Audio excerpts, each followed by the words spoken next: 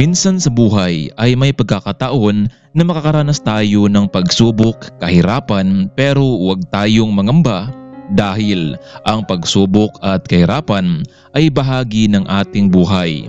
Ngunit hindi dapat tayo panghinaan ng loob dahil sa bawat hamon ay may kaakibat na pag-asa at pagkakataong matuto at lumakas.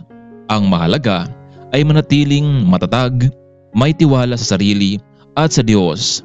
Patuloy na maniwala na sa bawat unos ay may darating na pag-ahon. Kaya laban lang sa buhay.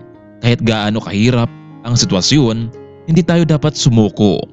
Ang bawat pagsubok ay may katapusan at sa bawat hamon ay may nakatagong pagkakataon para sa pag-unlad.